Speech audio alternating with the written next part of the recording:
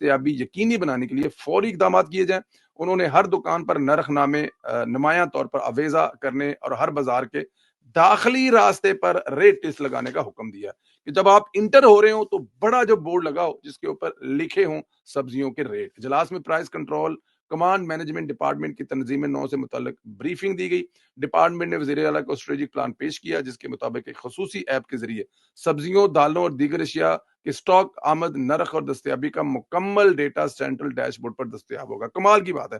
क्या सोचा था कभी किसी ने कि एक ऐप के जरिए सब्जियों और दीगर अशिया जो हैं उनको कंट्रोल किया जाएगा, उनके स्टॉक को किया जाएगा, ये कितनी आ गई हैं, कितनी चली गई हैं, कितनी बिकनी जाएंगी और क्या रेट होगा, किस लेवल पे। मेरे ख्याल में अगले लेवल पे जाके जरा किसानों की तरफ भी जाएं, उनको भी बताएं कि कितनी आपने उगानी है, ताकि आप बाद में ये कंप्लेन ना करें कि गोभी बड़ी लाली सी लेकिन असल रेट नहीं लगा। क्यों नहीं रेट लगा? कोई वजह होगी ना रेट ना लगने का। तो हो सकता है आने वाले दिनों में आपको ये भी बताया जाए कि कौन से इलाके में